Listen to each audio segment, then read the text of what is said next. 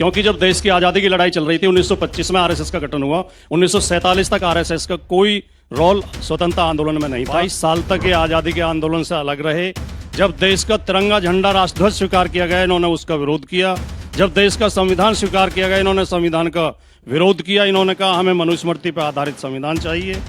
जब राष्ट्रपिता की हत्या हुई तो उसमें भी आरएसएस का नाम आया, आरोप लगाए गए कि आरएसएस का इसमें हाथ है। तो अगर आज ये वही संगठन, वही सोच वाले लोग जो आज़ादी के साथ नहीं थे, अगर वो आज बढ़ चढ़ के तिरंगे की बात करते हैं, बढ़ चढ़ के संविधान की बात करते हैं, बढ़ चढ़ के राष्ट्र की बात करते हैं, तो हम उनका स्वागत करते हैं और ये अच्छी बात है, देश के भविष्य के लिए अच्छी बात है। जहां तक मैकाले की सोच से मुक्ति दिलाने की बात है, अगर मैकाले की सोच इतनी खराब है तो हमारे प्रधानमंत्री अंग्रेजी में भाषण क्यों देते हैं? देश में ही अपने में, किसानों के बीच में, महिलाओं के बीच में कई बार मैंने उन्हें अंग्रेजी में भाषण देते हुए देखा है। और उन्होंने जितने कार्यक्रम शुरू किए हैं और जो नारे दिए हैं, उनमें ज़्यादातर उन्होंने अंग्रेजी में बनाए हैं, हिंदी में नारे तक नहीं बना पाए। यहाँ तक कि जो उनकी स्टैचू लगाई जो हमारे सरदार पटेल जी की, उसका नाम भी अंग्रेजी में ही रखा। Startup India, make in India जैसे नाम, यूनिटी, स्टैचू ऑफ यूनिटी, ये मैकाले की सोच नहीं है क्या? तो ये जो एक सोच है कि अपने मतलब कथनी और करनी में जो अंतर है, उसे भी हमें दूर करना। जबरदस्त मिडिल ऑर्डर। तो चलिए शुरू करते हैं। साउंड, एक 7, एक्शन।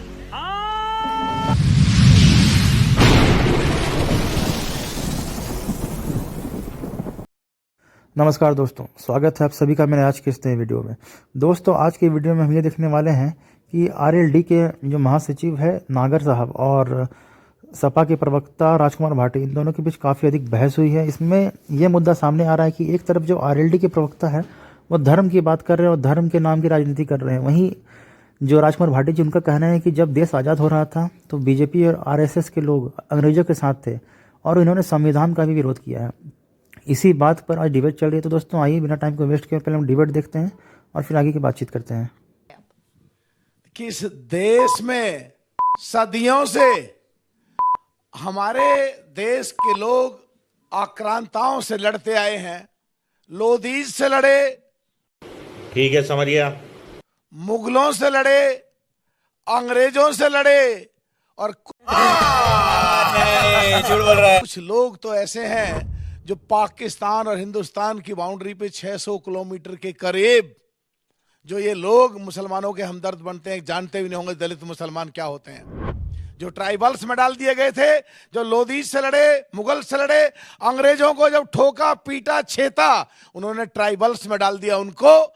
तो 1958 में पहली बार सरकार ने आजाद होने के भारत के बाद नोटिफिकेशन करके उनको ट्राइबल्स से निकाल के ट्राइबल, क्या बोला तूने, में रखा, ट्राइबल्स से निकाल के ट्राइब्स में रखा और 1968 में नोटिफिकेशन करके उनको विमुख जातियों में रखा। तो जो इस तरह के लोग हमारे देश में हैं, जिन्होंने देश के लिए लड़ाइयां लड़ी, जिन्होंने देश के लिए जाने दी, अभी भी पाकिस्तान और हिंदुस्तान का युद्ध होता है तो बगैर तनख्वाह के लिए वो लोग लड़ाइयां लड़ते हैं और पाकिस्तान के हमलों को झेलते हैं। ऐसे ही ये मंदिर 500-600 साल से बंद पड़ा था। एक तरीके से ये कह सकते हैं कोई फैसला नहीं हो रहा था, झगड़े फसाद होते थे, खबरें बनती थी और कोर्ट कचहरी में केस पेंडिंग चलते आ रहे थे। और ऐसी स्थिति में अगर माननीय सुप्रीम कोर्ट बाबा साहब के संविधान के द्वारा, महात्मा गांधी की सोच के द्वारा आजादी के बाद, उस सम्माननीय सुप्रीम कोर्ट के आदेश के बाद वो मंदिर बना और उस पर धर्म ध्वजा लहराया गया, इतना लंबा चौड़ा, तो वो प्रतीक है पिछले जो सताए गए लोग थे, तमाम कुरीतियों से आजादी मिली है। ठीक उसी इस सज्जन को क्या तकलीफ है भाई? तरह जिस तरह ये मंदिर पे धर्म ध्वजा लहराई गई है। समय समाप्त हुआ, समय समाप्त हुआ। वाह भाटी जी, माइक संभालिए और इस विषय पर बोलने का आपका 2 मिनट का समय शुरू होता है। आप अभी मजा आएगा ना भिड़ो। आपका विषय बहुत विस्तृत है, गुलाम सोच के बारे में। गुलामी कई तरह की होती है, लेकिन मैं समझता हूँ आपका इशारा राजनीतिक गुलामी की तरफ होगा। गुलामी अगर खत्म हो तो बहुत अच्छी बात है, और धर्म ध्वजा फहराती रहें ये भी बहुत अच्छी बात है। उसका हमें स्वागत करना चाहिए। हर नागरिक धर्म के रास्ते पे चले तो सारी समस्याएं खत्म हो जाएं, सारे विवाद खत्म हो जाएं। ये बड़ी अच्छी बात कही आप। सवाल ये है कि आज भारतीय जनता पार्टी और आरएसएस अगर गुलामी खत्म करने की बात और राजनीतिक आज़ादी की बात कर रही हैं तो इसका हमें बहुत ज़्यादा प्रसन्नता है इसकी, क्योंकि जब देश की आज़ादी की लड़ाई चल रही थी 1925 में आरएसएस का गठन हुआ, 1947 तक आरएसएस का कोई रोल स्वतंत्रता आंदोलन में नहीं था। 22 साल तक ये आज़ादी के आंदोलन से अलग रहे। जब देश का तिरंगा झंडा राष्ट्रध्वज स्वीकार किया गया इन्होंने उसका विरोध किया, जब देश का संविधान स्वीकार किया गया इन्होंने संविधान का विरोध किया। इन्होंने मनुस्मृति पर आधारित संविधान चाहिए। जब राष्ट्रपिता की हत्या हुई तो उसमें भी आरएसएस का नाम आया, आरोप लगाए गए कि आरएसएस का इसमें हाथ है। तो अगर आज ये वही संगठन, वही सोच वाले लोग जो आजादी के साथ नहीं थे, अगर वो आज बढ़ चढ़ के तिरंगे की बात करते हैं, बढ़ चढ़ के संविधान की बात करते हैं, बढ़ चढ़ के राष्ट्र की बात करते हैं, तो हम उनका स्वागत करते हैं और ये अच्छी बात है, देश के भविष्य के लिए अच्छी बात है। क्या बात है सर, क्या बात है सर, क्या बात, ये बात है। जहां तक मैकाले की सोच से मुक्ति दिलाने की बात है, अगर मैकाले की सोच इतनी खराब है तो हमारे प्रधानमंत्री अंग्रेजी में भाषण क्यों देते हैं? देश में ही अपने में, किसानों के बीच में, महिलाओं के बीच में कई बार मैंने उन्हें अंग्रेजी में भाषण देते हुए देखा है। और उन्होंने जितने कार्यक्रम शुरू किए हैं और जो नारे दिए हैं उनमें ज्यादातर उन्होंने अंग्रेजी में बनाए हैं, हिंदी में नारे तक नहीं बना पाए। यहां तक कि जो उनकी स्टैचू लगाई जो हमारे सरदार पटेल जी की, उसका नाम भी अंग्रेजी में ही रखा।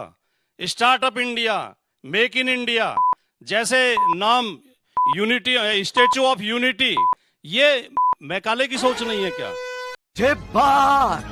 तो ये जो एक सोच है कि अपने मतलब कथनी और करनी में जो अंतर है उसे भी हमें दूर करना। जबरदस्त, मिडिल ऑर्डर ने भी जबरदस्त पारी संभाली है। अब आप लोग बैठ जाइए, रिबेटल राउंड में आप लोगों को मौका देंगे। क्या अभी तक जितने वक्ताओं को आपने सुना किसी का मन बदला है? कोई गमछे का रंग बदलना चाहता है? आप बदलेंगे? किधर जाना है? लाल? बदलना तो प्रकृति का सबसे बड़ा नियम है। वैसे भी बदलाव का युग है ये। ये युग तो बदलाव का ही है। कब कौन कहां बदल जाए, किधर चला जाए। आइए फटाफट नीचे आइए, यहाँ पर लाल गमछे हैं, दीजिए जल्दी से। और लाल गमछे आप दोनों तय कर लीजिए आपस में। कोई, आई एम ओपन, जिसको पहले बोलो। स्टार्ट कर लीजिए। लीजिए पहले आप शुरू करेंगे? चलिए ठीक है, अपना नाम बताइए। आर्यन जी, इस विषय पर बोलने का आपका 45 सेकंड्स का समय शुरू होता है अब। मोदी जी जिस मौकेलों की विचारधारा की विरोध कर रहे हैं, क्या वो 1835 से नहीं है? क्या 1947 से ये विचारधारा नहीं है? यदि है तो क्या इसी विचारधारा पे चल के इसरो नहीं बना, नासा नहीं बना, IIM IIT नहीं बना? अगर इस विचारधारा में कुछ दिक्कत होती तो क्या आज हम इतना आगे बढ़ पाते? आज तीसरी या चौथी सबसे बड़ी इकोनॉमी है हमारी, अर्थव्यवस्था है। मोदी जी सबको इंग्लिश पढ़ा रहे हैं, क्यों नहीं वो हिंदी कंपलसरी कर देते, संस्कृत कंपलसरी कर देते हैं? ये दोहरा रवैया क्यों? मैं आप सबसे पूछना चाहता हूं, क्या ये सही है? नेताजी गजब गजब, बहुत अच्छा। तुम तो तभी मन मोह लिए थे जब तुम टोपी ऐसे पहने थे। अपना नाम बताइए। मेरा नाम वंशमणि सिंह है, मैं बिहार से हूँ। वाह, एक सेकंड टाइमर लगने दीजिए। आपका 45 सेकंड का समय इस विषय पर बोलने का। क्या धन ध्वजा से गुलाम सोच का DNA बदलेगा? शुरू होता है अब। सबसे तो पहले मैं उनकी बातों का जवाब देना चाहता हूं जो वो बोले कि मोदी जी अंग्रेजी में बोलते हैं, और अभी सर ने भी बोला कि मोदी जी अंग्रेजी में बोलते हैं। सरदार वल्लभ भाई पटेल के जो स्टैच्यू ऑफ यूनिटी है उसका इंग्लिश में नाम रखते हैं। तो आजकल जो भी बच्चे पढ़ते हैं ना, हम लोग पूरा देश वेस्टर्नाइज की ओर जा रहा है। हम लोग को भी कंपनियां लगती है, IIT में बच्चे पढ़ते हैं, IIM में पढ़ते हैं, UPSC करते हैं। तो हमारा देश को भाई बस इंडिया तक सीमित नहीं रखना है, उसको ऑल ओवर वर्ल्ड में लेके जाना है। तो उसके लिए हमें अंग्रेजी की जरूरत पड़ती है। और जो बाहर से टूरिस्ट आते हैं इंडिया, उन्हें स्टैच्यू ऑफ यूनिटी वहाँ पे बोलेंगे ना सरदार वल्लभ भाई पटेल, हिंदी में लिखी हुई रहेगी, उनको समझ में नहीं आएगी। जो इंग्लिश में लिखी हुई रहेगी उनको सब, जो चाहे वो तेलुगु के हो, मलयालम के हो, या फिर कन्नड़ के हो, हिंदी के हो, इंग्लिश के हो, सबको इंग्लिश समझ में आती है। तो वो उसके लिए इंग्लिश है। और दूसरी बात, जो धर्म ध्वजा की बात आप कर रहे हैं, आप देख सकते हैं कि जब से राम मंदिर बना है, जो भी ओ एक पॉइंट और है, अच्छा एक पॉइंट है, जल्दी से एक बोलो। पॉइंट और है। एक पॉइंट जल्दी से, एक लाइन सिर्फ। हाँ, युवा नेता को जी time जी दे। जी जो भी लोग अयोध्या आते हैं तो उस आप देख सकते हैं बहुत फाइनेंशियल प्रॉफिट भी होती है। एयरपोर्ट पे आते हैं तो एयरपोर्ट पे जो गवर्नमेंट को फायदा होता है, होटल में आते हैं तो होटल वाले को फायदा होता है, रेस्टोरेंट में खाना खाते हैं तो रेस्टोरेंट वाले को फायदा होता है। तो आप फाइनेंशियल प्रॉफिट भी देख सकते हैं, देश की ठीक है, जीडीपी में बहुत इकोनॉमी को सारे भी फायदा मिलता है। जी। जबरदस्त, बहुत अच्छा। मुझ पर पक्षपातपूर्ण रवैये का आरोप न लगे, अगर आपके मन में कोई ख्याल आ रहा हो, एक लाइन वाला। मैं केवल ये कहना चाहता हूं कि अगर मैकॉले की व्यवस्था हटानी है तो क्या आईआईटी आईआईएम सबको भुलाना आप पसंद करेंगे?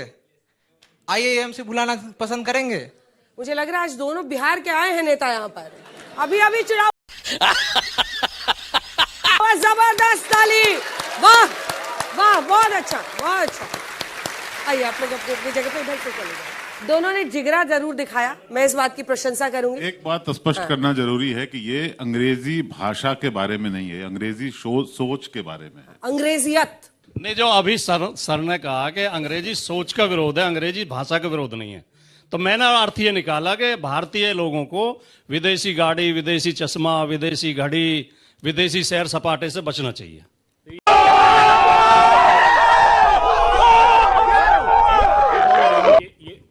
ये बात तो मोदी जी ने अपने व्याख्या है, ये बात मोदी जी ने अपने भाषण में कही, जबकि चीन से इंपोर्ट $100 बिलियन का कर लिया।